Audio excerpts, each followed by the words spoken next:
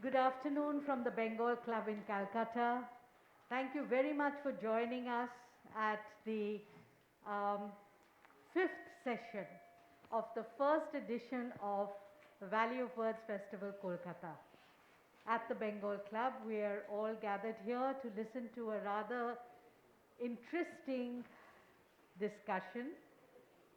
The title of the session is Jinnah's Journey, and we're going to be discussing a book by political scientist Dr. Ishtiaq Ahmed, which is called Jinnah, His Successes, Failures and Role in History. The author of the book is not here with us physically. He is in Sweden, and he is going to link up with us online. Who we do have here with us physically are the discussants, the panelists. We are very, very privileged to have with us Professor Suranjan Das, Vice Chancellor, Jadavpur University, who has taken time out from an incredibly busy and pressured schedule to share this discussion with us. Thank you, sir, very much. He is also the Honorary Professor at the University of Exeter, UK, Professor of History at the University of Calcutta. He served that institution both as Pro-Chancellor, Pro-Vice Chancellor Academic and Vice Chancellor of the University of Kolkata, and Honorary Director, Netaji Institute for Asian Studies, Kolkata. Professor Das holds a DPhil degree from the University of Oxford. He has won acclaim as a specialist in South Asian history and politics, especially in the realms of identity politics, nation building, and Indian foreign policy. So as you can see, he is completely the right person to be invited here to participate in this discussion on Jinnah's successes and failures. He was president of the Modern India section of the Indian History Congress 2003 and the general president of the Punjab History Congress 2014. Thank you so much for joining us here, Professor Suranjan Das. We also have with us another academic, Dr. Shukarna Mitra. She is an assistant professor in history in Loreto College, Kolkata. She did her PhD at the Center for Historical Studies, CHS, JNU, New Delhi. She was the recipient of the Nehru Memorial Museum and Library Fellowship in 2014. She has several publications on the urban history of Calcutta to her credit. She has also published 2 short stories in a volume entitled People Called Kolkata. So we are looking forward now to inviting Dr. Ishtiaq Ahmed. Are you there, sir? Can you hear us? Yes, very much. I'm there. The sound at your end is a bit low. Can't you raise it? Uh, you mean you're hearing us very softly, is it? Yeah, that's correct. That's correct. Perfectly. But we'll tell Rishabh Yeah. to raise the volume from here. Dr. Ishtiaq Ahmed was born in Lahore in 1947. He holds a PhD in political science from Stockholm University, where he is Professor Emeritus of Political Science. He has published several books on the politics of South Asia, discussed in the context of regional and international relations. He is the editor in general of the Liberal Arts and Social Sciences International Journal and member of the editorial advisory boards of several prestigious journals. Thank you very much for joining us, Dr. Ahmed. Thank you very much. I'm greatly privileged, greatly honored to take part in this discussion. Can't imagine a better panel to discuss my book. Thank you very much. Now hand over to our moderator, Mr. Sanjeev Chopra, who has no need to be introduced again. He's been with us since the morning, and we know his credentials not only as a very senior IAS officer, now retired, but as the festival director of Valley of Words. He's also political analyst and a historian in his own right. Welcome and hand over. Thank you, Anjum. It's a real honor and a privilege for us to have Professor Dr. Ishtiaq Ahmed with us, with a very illustrious panel. So I think what we'll do is that we'll first request, one thing is that this is certainly the weightiest book that we have. the weightiest book that has come to the Value of Words ever. In the last 5 editions, I have not seen a book which is as weighty, and each weight, each word is worth its weight in gold. So thank you very much, Professor Ishtiaq Ahmed, for joining us. The format will be like this, that we'll request you first to speak for about 7 to 10 minutes on the 4 phases of Jinnah's political career. And then we'll request Professor Vice Chancellor, Professor Das to speak, then Professor Mitra, and then we'll open it up for discussion. So without much ado, let's not waste time. Over to you, Ishtiaq Saab. Thank you very much, Sanjeev Chopra ji. Thank you very much. Uh, as you have rightly introduced the book, it's very weighty. The weightiest that you have received thus far, that in itself is indicative of its seriousness, I would imagine. Yes, I went out with a very big ambition. You see, I started my interest in the partition and the main protagonists, the main characters who played a part in it, stems from my early childhood on Temple Road, Lahore, where on the 12th of August, my mother was witness to a horrific killing of a Sikh carpenter who was going to his work. So, at the level of the common people, the partition was never understood as some permanent division, but that the partition sowed so much suspicion, hatred, and the consequent, implications and ramifications which haunt us both in India and Pakistan. So I began with the partition of the Punjab, then I looked at the Pakistani state and its character. And at the bottom of all that, somewhere I had to explain the role of Muhammad Ali Jinnah. In Pakistan, his position is almost sacred, definitely holy. And then he has his detractors as well. There are so many controversies associated with him, so much uh, praise on the one hand, and so many conspiracies theories at the same time. Therefore, this was the challenge, I thought, which needed at least 800 pages to make sense of it. So that's the background of the book. Now, you see, I'm a political scientist who has visited history, the history of the partition, the history of the freedom struggle, primarily because I think, and I hope to be forgiven by my colleagues, that history is not so well equipped to deal with the depths, the complications of how this event transpired. The freedom struggle, then splitting into two, and then the horrible partition which cost 1 million lives at least and led to the greatest migration in history, 12 to 15 million people.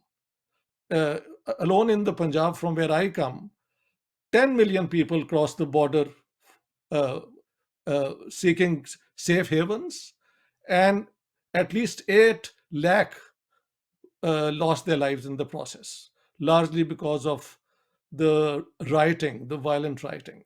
So, all that baggage I carried with me from my childhood, and now I had to look at the role of Muhammad Ali Jinnah. I must admit that despite whatever one may want to say about him, he stands out as a man of great leadership qualities for good and bad.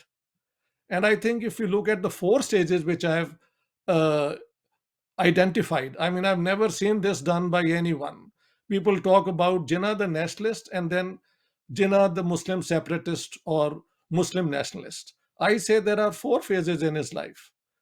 And in order to identify the phases, I have looked at the arguments, the principal argument, then the augmentary or supplementary arguments, and the politics in which the context in which these were played out. So, Muhammad Ali Jinnah, I think if we look at the constant in his character, is that he believed, rightly or wrongly, that he was the great leader who would lead Indians forward to freedom. But that role was taken away by him, from him, by Muhammad Ali, by Mahatma Gandhi.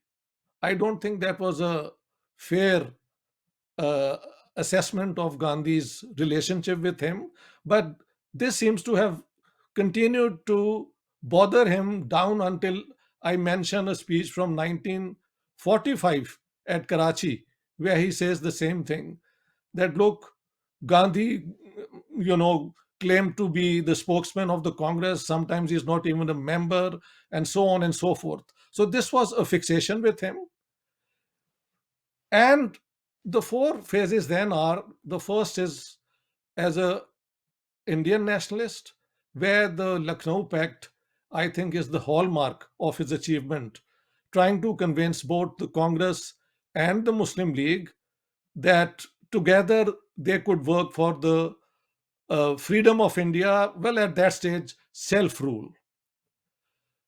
Lucknow Pact then gave way to a number of clashes and strategic and tactical differences between Mahatma Gandhi and Quaid-e-Azam Muhammad Ali Jinnah.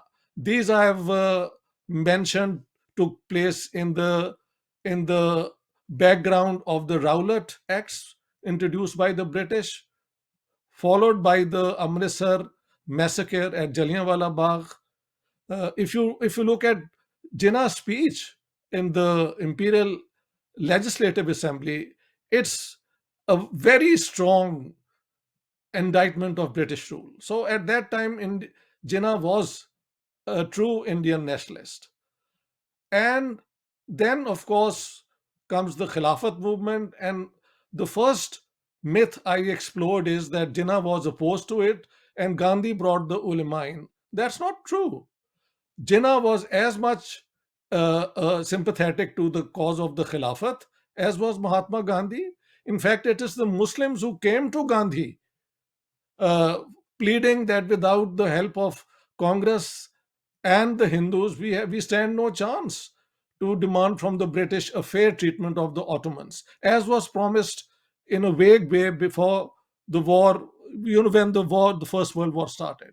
So this is the first myth I question, and I show that it doesn't hold water.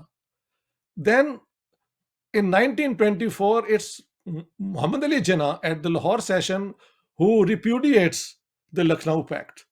So another controversy that uh, it was the Congress leaders who alienated Jinnah, and no, that's not true. It's the other way around. Thereafter, then I look at the Nehru report, which I think Motilal Nehru report, which was a very realistic, practical model for a federation with a strong center, 39 subjects given to the uh, center and 67 to the provinces, and that's a good deal. During this phase, then Jinnah, after having left the Congress in 1920 at the Nagpur session, where he had another clash with Mahatma Gandhi, personal one, then I describe his role for the next 17 years as a Muslim communitarian, a Muslim leader who, from believing in one Indian nation, then says that there is no one Indian nation, but there are several nationalities. And the nationalities he identified were Hindus, Muslims, Sikhs, Dalits, and Dravidians.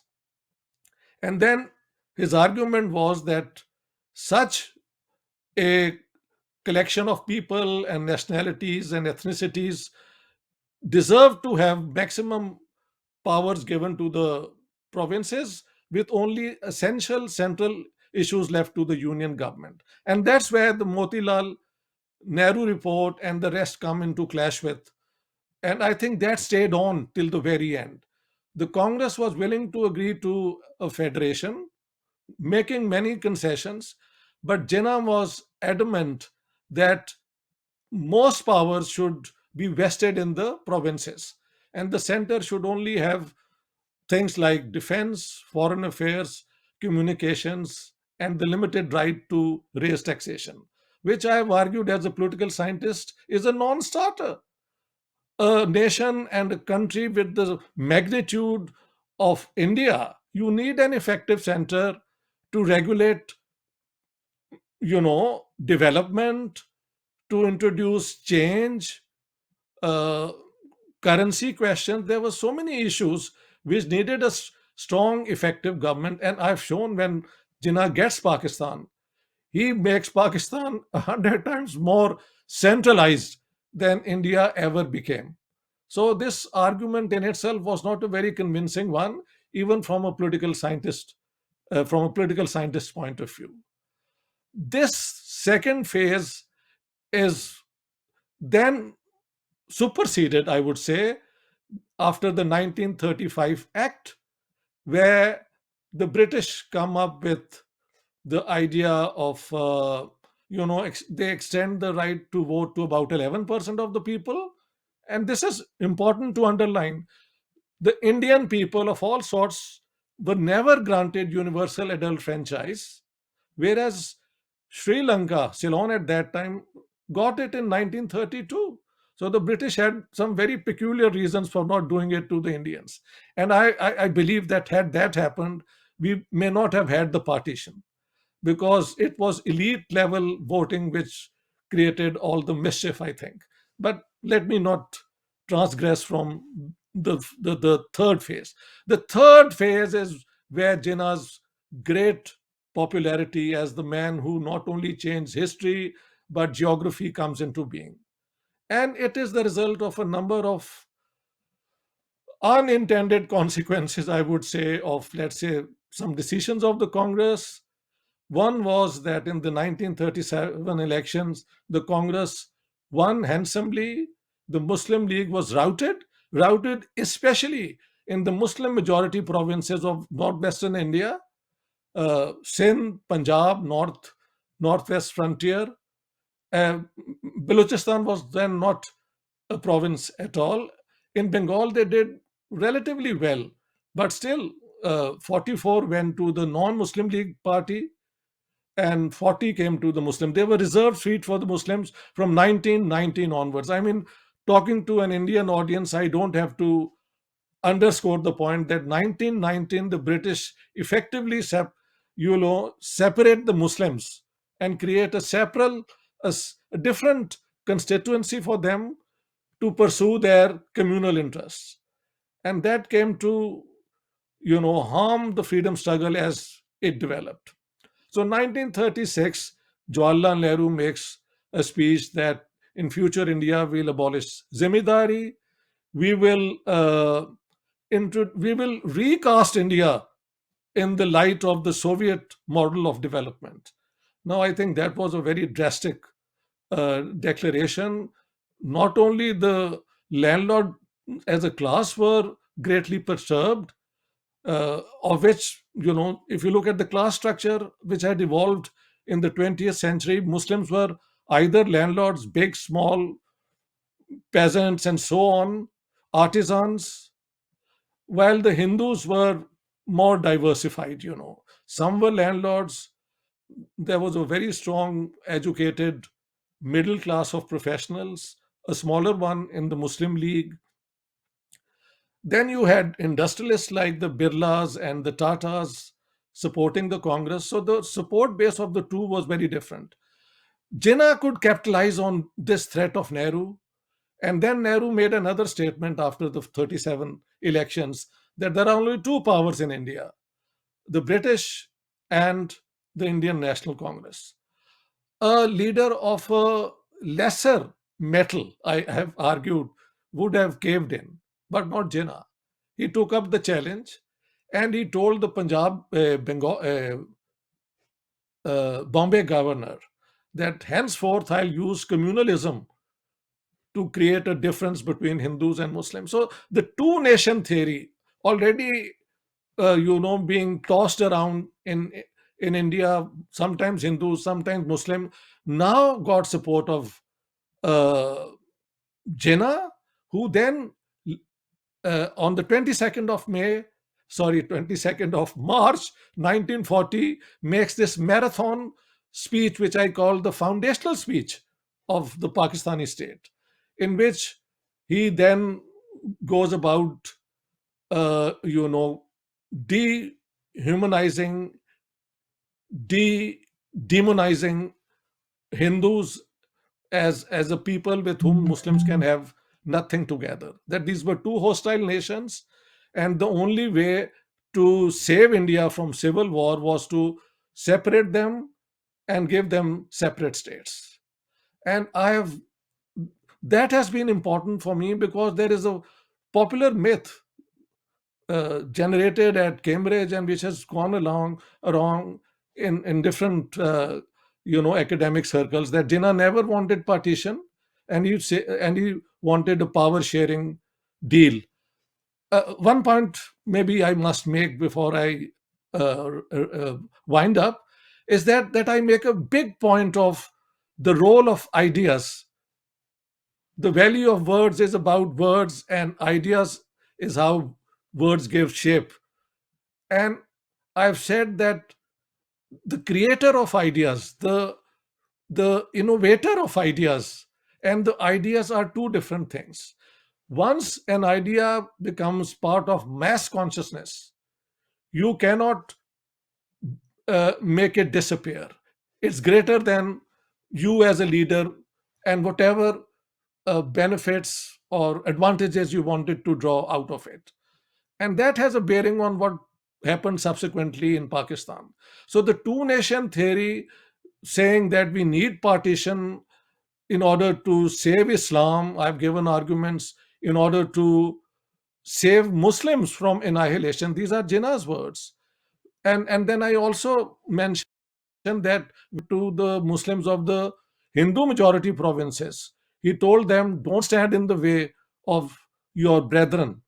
60 million would be emancipated. You will always remain a minority. This was questioned on the 30th of March 1941 at Kanpur, where somebody said, sir, you are creating Pakistan in areas where there is already a Pakistan. You have chief ministers in northwestern and northeastern India who are Muslims. What will happen to us? And then he says, I think, in great irritation, that I will see to it that they experience martyrdom and get smashed. And so, I mean, philosophically speaking, the hindsight, I hear Pakistani Muslims saying, Jinnah was right. Look what is happening to Muslims in India. And I remind them, sorry, Jinnah is on record that they'll be smashed, but they are far greater in numbers than what we left in 1947. Then they were 9.8%. Now they are 14.2%. There was no Congress intention ever to destroy Islam or Muslims. They wanted to create a new type of India.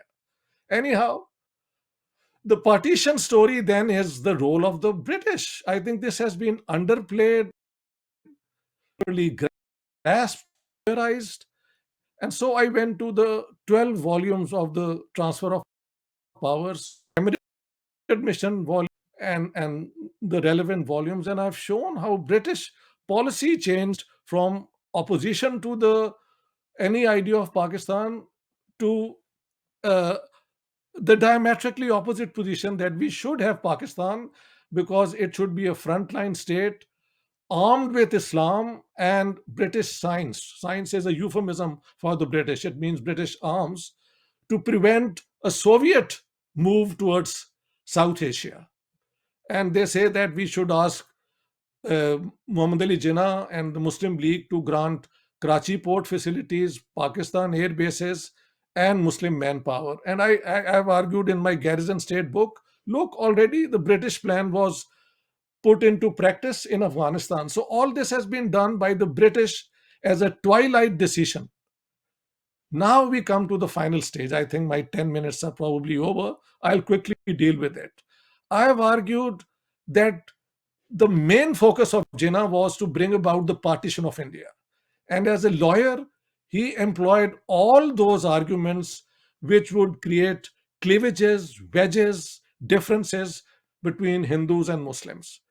And he was finally able to convince the British that this would be the best bet for them to continue playing their role as a great power in South Asia. But now Pakistan comes into being. On the 11th of August, he then goes and makes a speech which nobody grasped at the moment, that in this great state of Pakistan, Hindus will cease to be Hindus and Muslims will cease to be Muslims, not in a religious sense, because that is a matter of personal faith, but as citizens of the state. And people were astounded. I have quoted his two, official biographers admitting it. This was not what Jinnah had said for 7 years. And what I've concluded is that this speech was a one time thing, never repeated again. Already on the 14th of August, when the Constituent Assembly was inaugurated, he goes back to the Islamic factor where Mountbatten had said that you have had great Muslim leaders like Akbar. Jinnah gets up and says, well, Akbar was interesting, but our main uh, source of inspiration is Prophet Muhammad, who first defeated the Christian and Jews and then treated them ideally. So he brought back the state of Medina, which Imran Khan now invokes all the time. Actually, it's Jinnah taking us back to the early period of Islam and achievements. So all this has been presented in the book, and now I would like my colleagues to take up their discussion on my book. Thank you very much.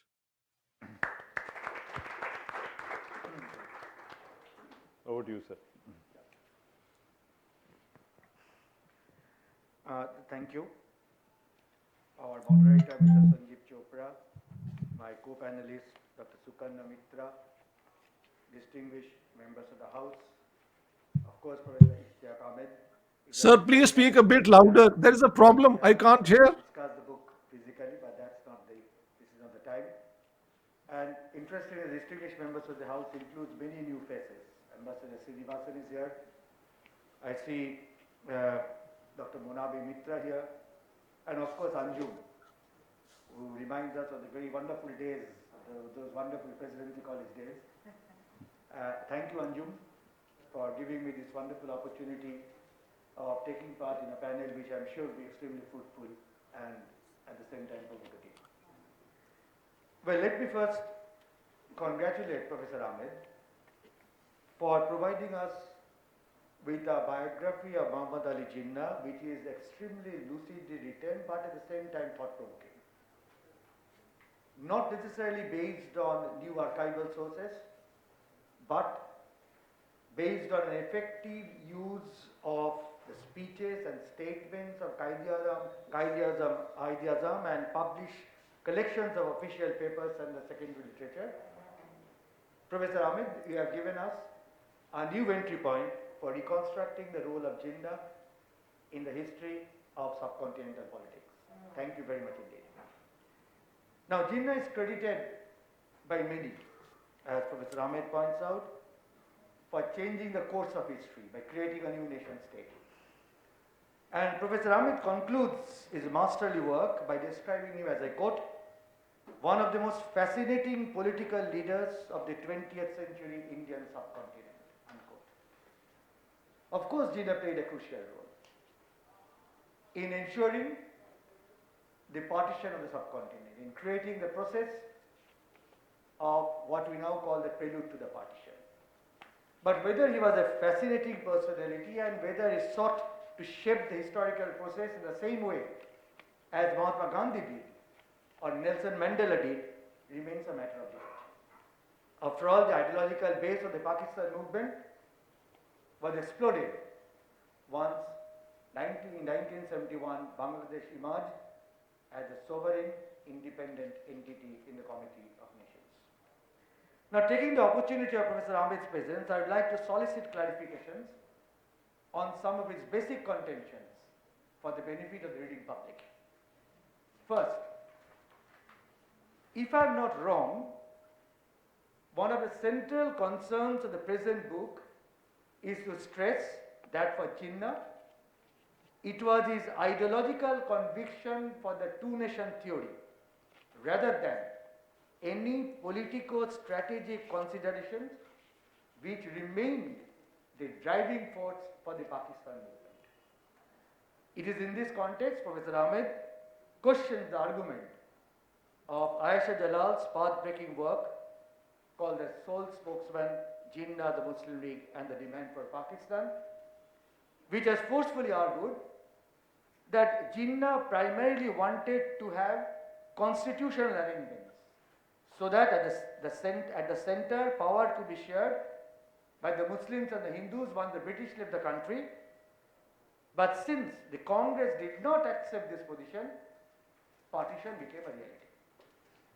And in pushing this argument, Ayesha Jalal cites the resolution adopted at the Muslim League's 1940 session, where Jinnah did not deliberately make any mention either of partition or of Pakistan, but merely called for, I quote, grouping of the Muslim majority provinces in northwestern and northeastern states into independent states, unquote. Now, in questioning Jalal's thesis very forcefully, Professor Ahmed, you have placed more importance on Jinnah's written and spoken words.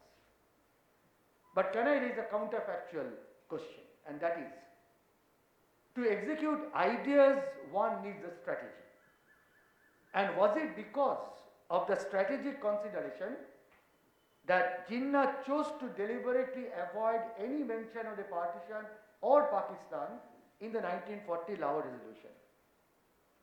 After all, isn't it true that Jinnah was unsure till the last moment about the acceptability of the idea of Pakistan amongst all sections of the Muslim community?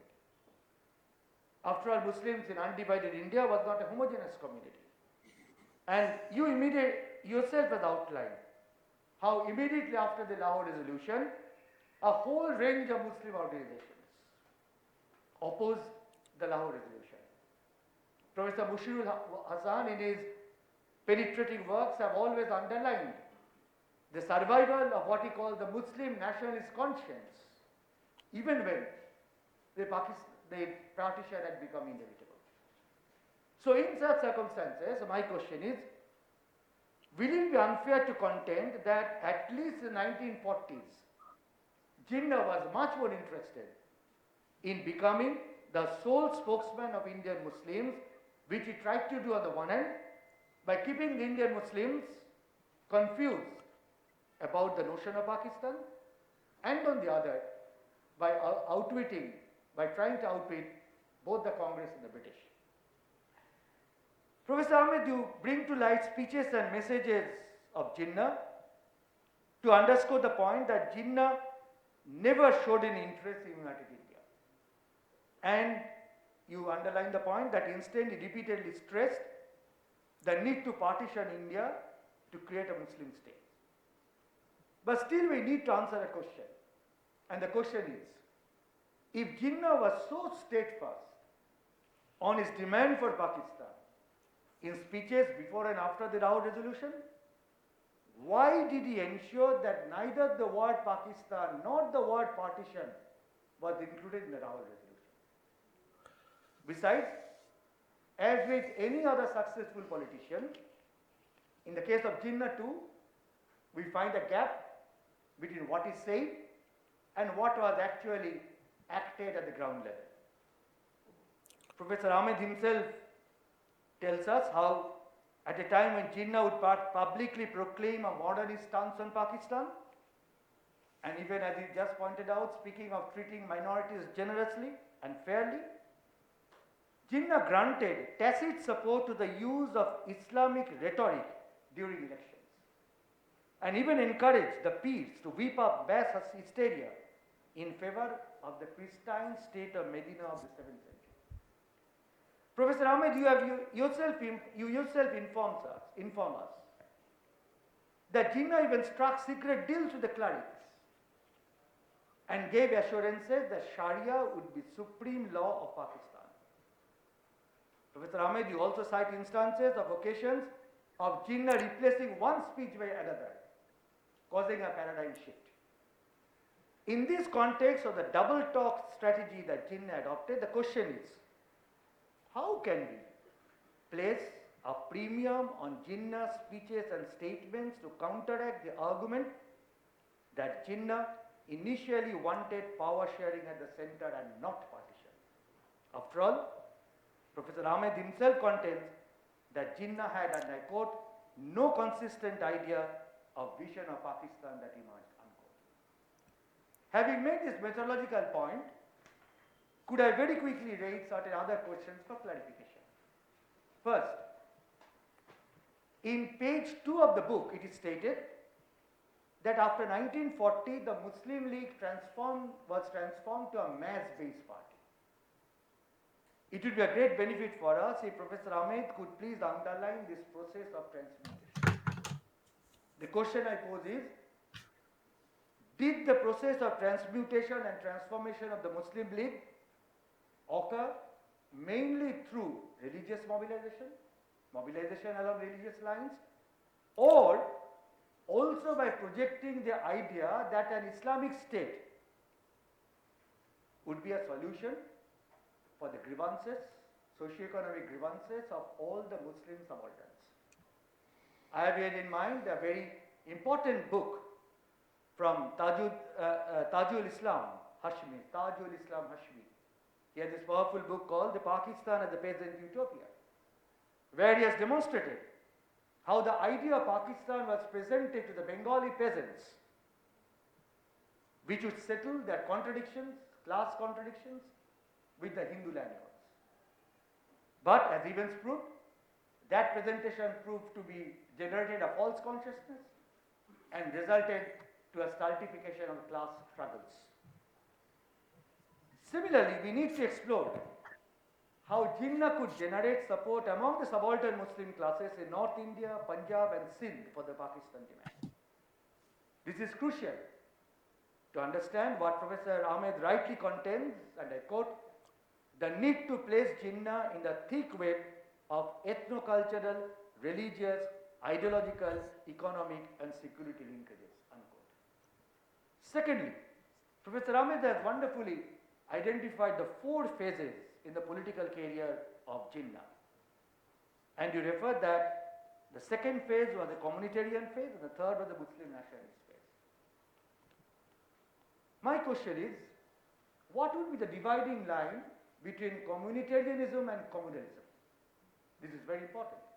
After all, isn't the communitarian phase of Jinnah also linked to the idea of Muslim nationalism? Third, in page 707, Professor Ahmed described the Quit India movement as, I quote, the ill-fated movement, the ill-fated movement. On the other hand, our received wisdom is the Quit India movement marked the penultimate phase of Indian freedom struggle. Could you please explicate your understanding of the 1942 revolt?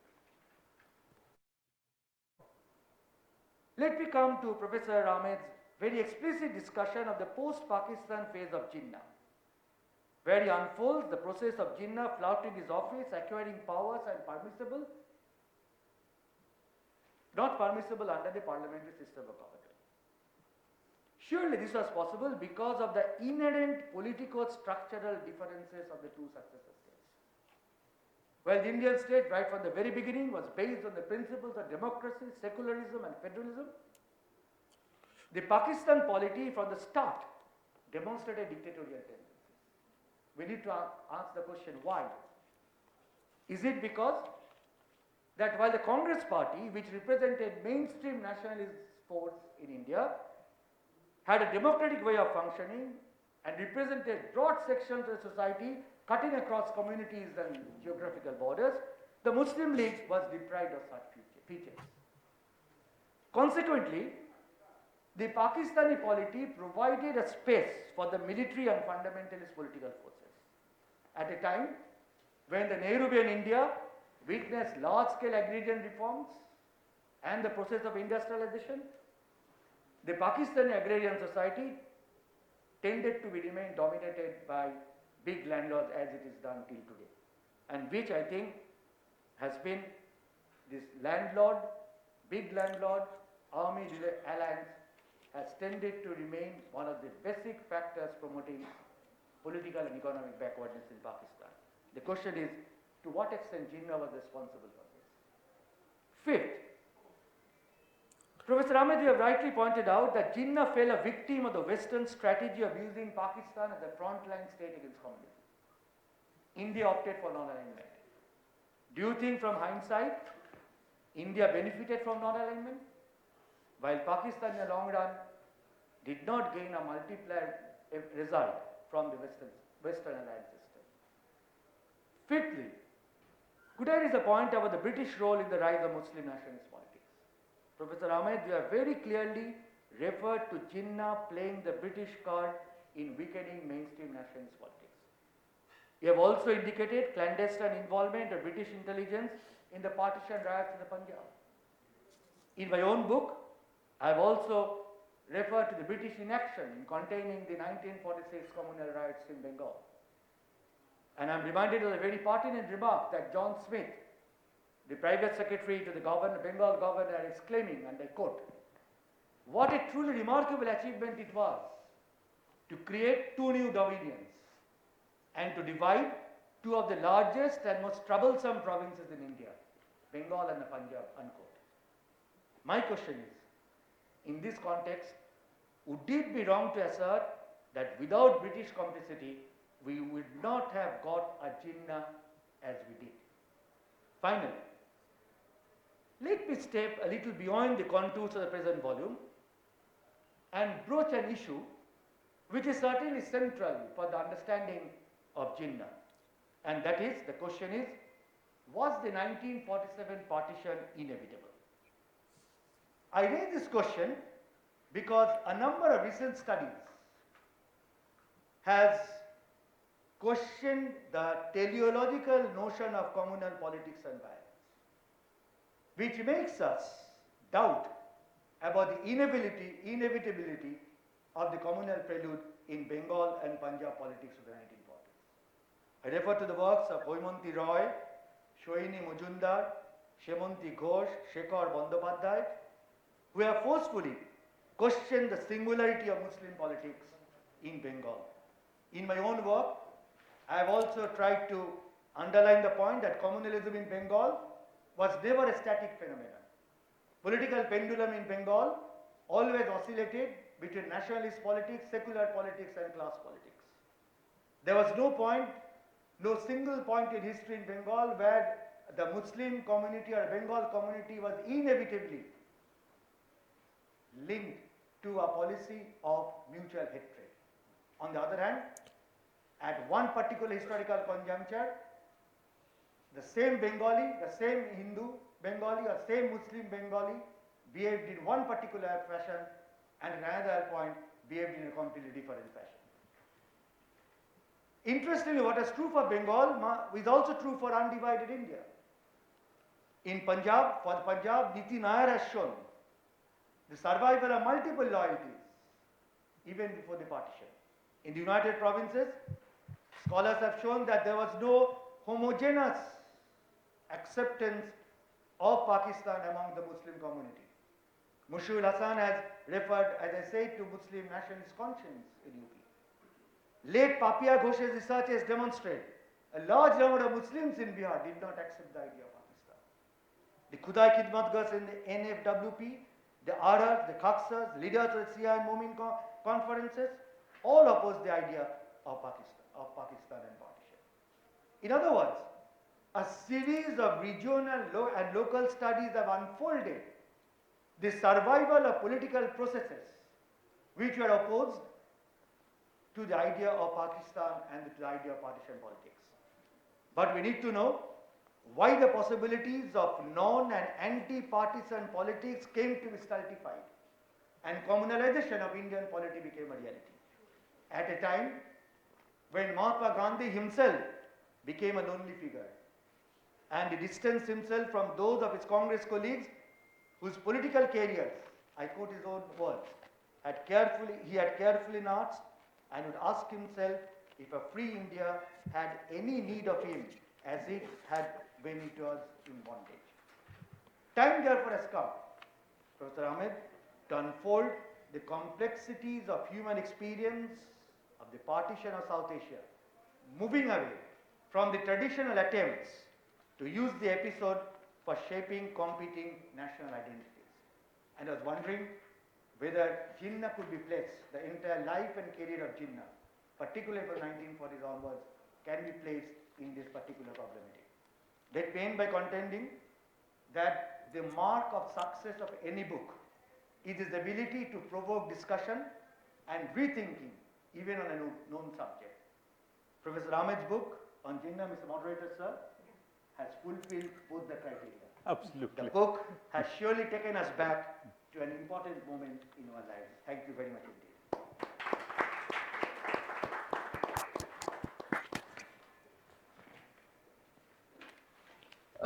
Would you like me to respond? Can't hear. Sir, please go ahead, sir. Well, let me say that I'm sure many authors would feel the same, that with such a number of questions, one after the other, and very insightful observations of the commentator, my dear colleague, it's impossible for me to keep track of all that he took up. But let me say like this: I don't think there is much of a confusion in what I have tried to show. This is not interesting that in 1940, that's the beginning. He had to bring the Muslims together on one platform, and he had to make it sound as vague as possible to demonstrate that there was a Muslim intention to oppose the Congress. That is why, not to mention it in the Lahore resolution, either Pakistan or partition is not interesting, because I say that on the 25th, the Lahore session ends on the 25th of March. Jinnah gives a press conference where he says that the Lahore resolution is about the division of India. So he discards any confusion about what the Lahore resolution is about. But in order to bring in people from Madras, from Bengal, at all levels, there were local conflicts. To make them speak in favor of the Lahore resolution required that they should not make it very clear what Pakistan would be like. And this is the reason why he had to deal with three forces, let me say. One was to mobilize Muslims behind his movement for Pakistan. There, he knew that there were Shias and Sunnis, there were Wahhabis, there were Bengalis, there were Pakhtuns, there were Madrasis, with all the ethnic, sectarian, sub-sectarian differences rooted into the history of Islam. From the day the Prophet died, thereafter there is a schism in Islam between different sections demanding the right to be the leaders of the Muslims. So this was one reason. The second was that how can you specify the territories of Pakistan in a resolution, the first resolution of its type? So Jinnah had to be vague with the Muslims. He had to convince the British that this would be in their best interest, and I've demonstrated how he did. About the Congress, he confronted them by looking at all that divided Hindus and Muslims, that we don't drink together, we have different, sense of histories, all that divides people. He used as a strategy to create the animosity between Indian National Congress and the Muslim League. So that's a strategy. Jinnah was a master strategician, a tactician who used all these arguments. But I'm saying the ultimate right, who would grant Jinnah his Pakistan? Of course, he doubted it, because the British could have overruled it and left India to the Congress. Why not? After all, this was the last prerogative the British had, what to do with India, which they were leaving. So that Jinnah was not sure, of course he was not sure, but he had been encouraged by Churchill and by the conservatives that, and I've given the arguments with Linlithgow. I'm sure you have gone through it, where Linlithgow says that if Jinnah had not supported us, maybe we could not have been able to hold on to India. So the Quit India movement and the rest, and Jinnah's condemnation of it, all favors uh, the British hold on India. That's what I've tried to show. Now, about the opposition at the local level and that there was no communalism in Bengal, that's not interesting. I'm saying that Bengal was lashed on to Pakistan only in April 1947. Up until then, even in the Muslim League, if you look at the arguments of Iqbal, Chaudhry Rahmat Ali, they are talking about the Muslims of northwestern India. They never had the Bengalis included in the idea of a Pakistan. This came as a bargaining chip in the 1940s. And I've shown that even among Muslims, whereas Sohrawardi and Sarad Bose and Roy, I think, agreed on a greater Bengal, Mukherjee, who was a Hindu Mahasabha leader, rabidly opposed it. The Congress leaders Kriplani and Nehru opposed it. And then you have within the Muslim League Khwaja Nazmuddin wanting a partition of Bengal so that Eastern Bengal could be part of Pakistan. So the Bengal story and it being attached to Pakistan is a very late comer. But that's not true about the Punjab.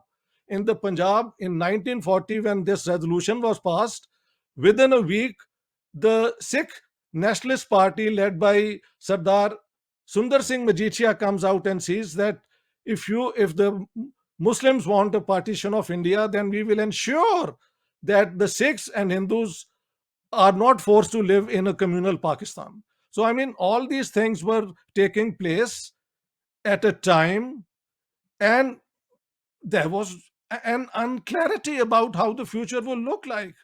I have shown that 11th of May 1946, Field Marshal Auchinleck says he looks at the pros and cons and says, no, we shouldn't have Pakistan because if a Pakistan comes into being, then India might be tempted to join hands with the Soviet Union, and our pathway to Australia and New Zealand and Malaysia could be blocked. So that's 11th May. But on the 12th of May 1947, it's a diametrical jump.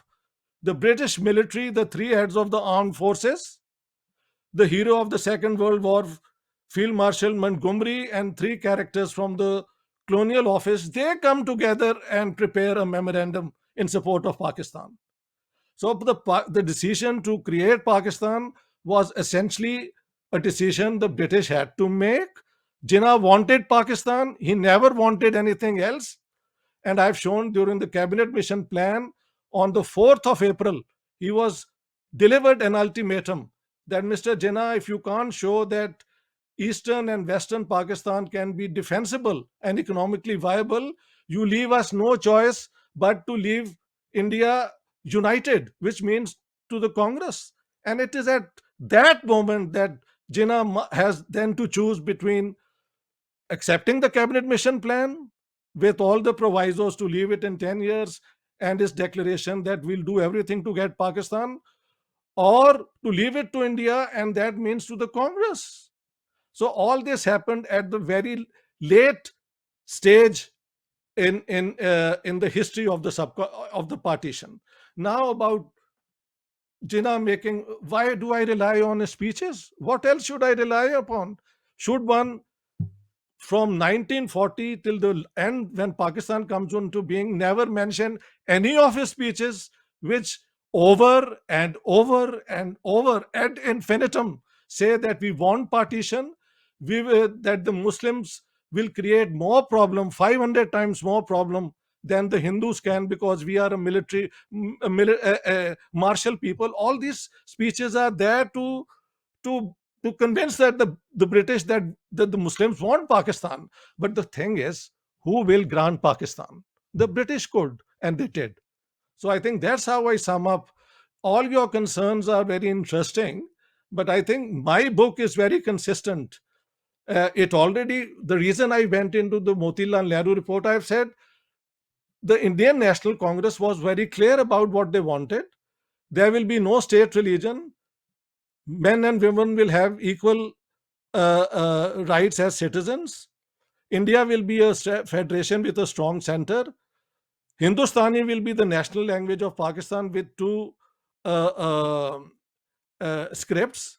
Then in 1931, I mentioned the fundamental rights the Congress had included, followed by this is not mentioned, but it's important. Also in 1931, an exception was made for personal law for minorities to keep the Jamiat Ulma Hind on their side.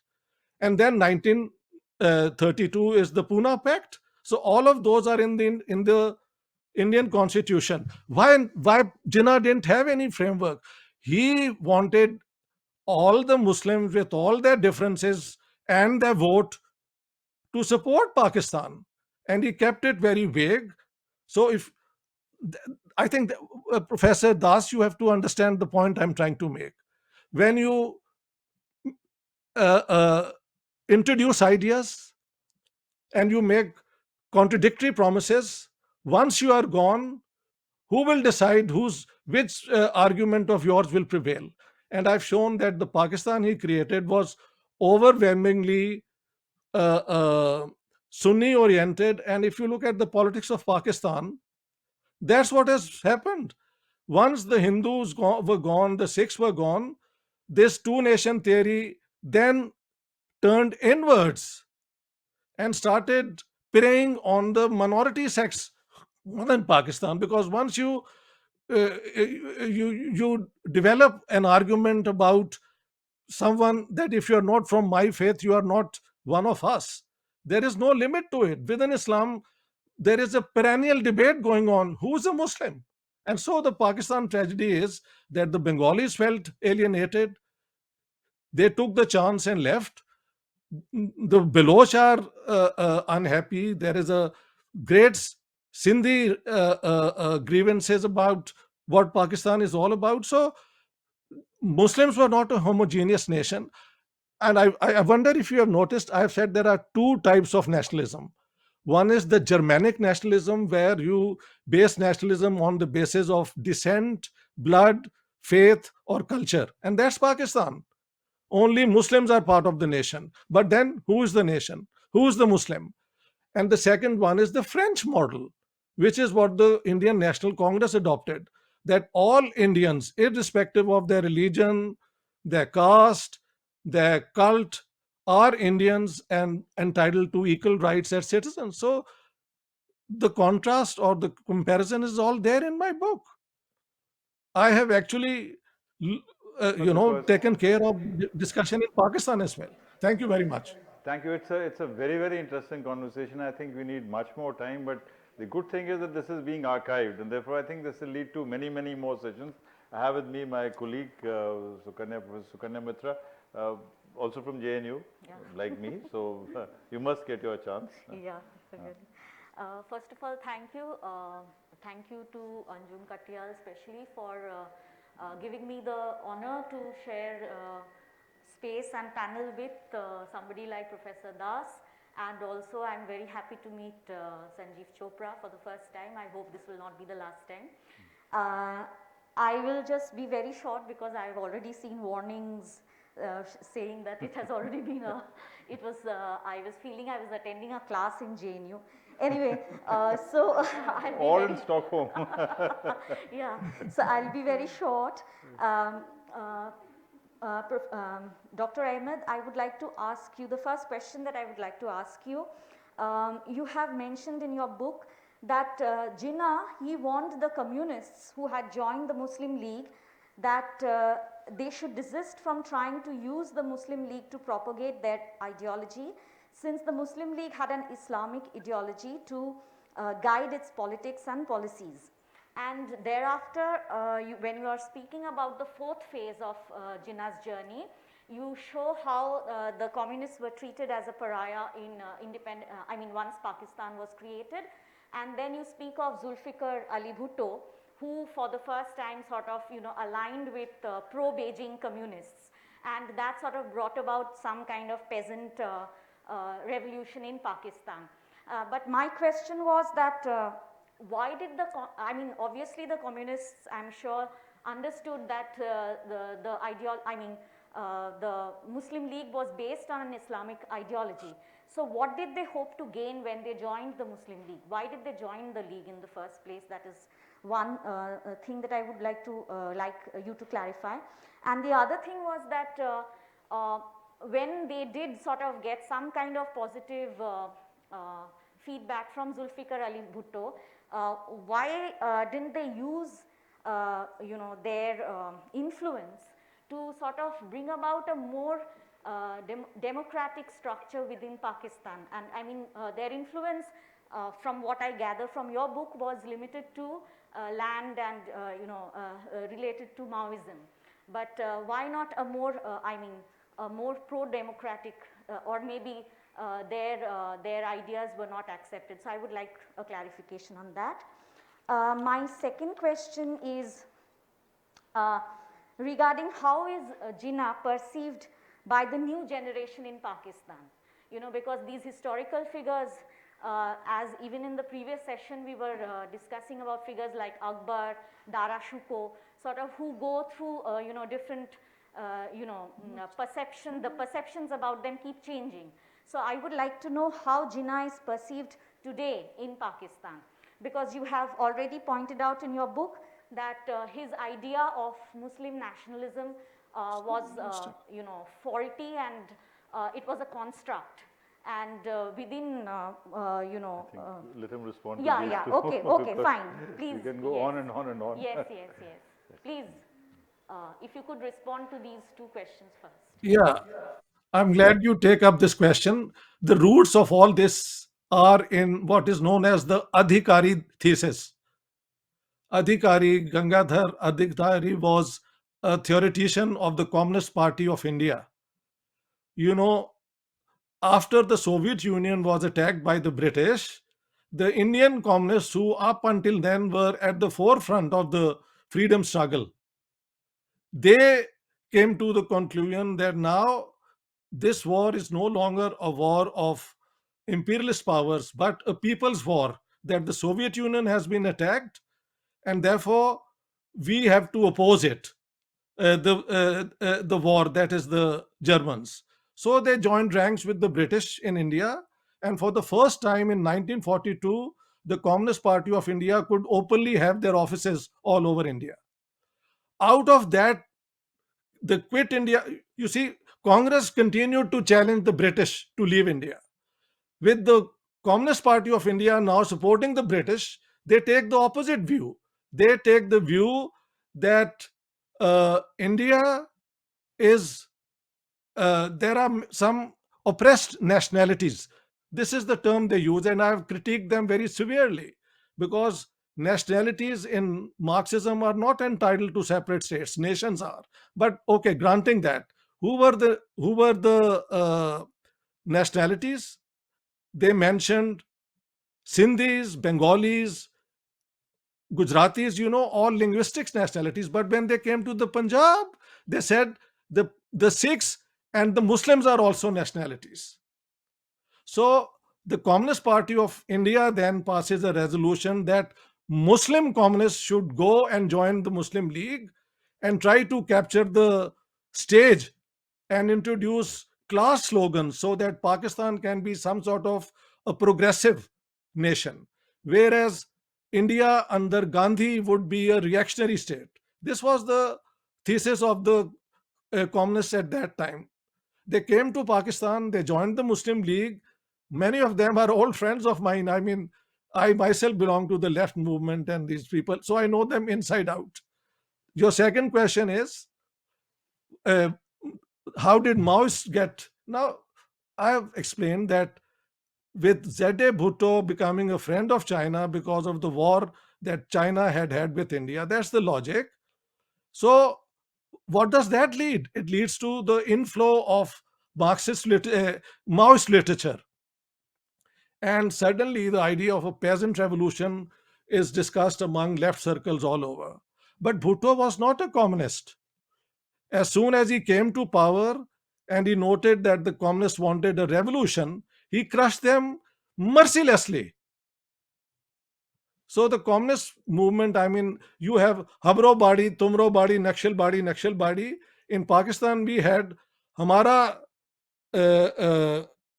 something similar we said in Pakistan. But the power of the Pakistani state and Bhutto's machinery completely annihilated that movement. So the communists were crushed at the very beginning. They got, let's say, 6 months, 1 year period in which to flourish. And it seemed that a peasant revolution was possible. But the Pakistani state crushed it because the Islamic ideology has no scope for atheism of any sort. Now, you can, of course, pose the question, how is Pakistan and China such good friends? But that's politics and international affairs. Thank you very much. Thank you very much, Professor Das. Thank you very much, Professor Sukanya Mitra. Thank you very much, Ishtiaq sir. I think the best part about this discussion is that this will go on, and as Professor Das has said, that a good book is one which provokes many discussions. And I think one of the things which comes out is the point which he makes about Carlyle's thesis that men and individuals play a very important role in history. While there are processes, while there are several things, there's the Marxist view of history, there's the Toynbee view of history, and there's the Carlyle view of history. So I think, and the best thing about this book is that even though it's 800 pages, you can flip through any page, any point of time, and come back. Gandhi emerges as a big hero in this story.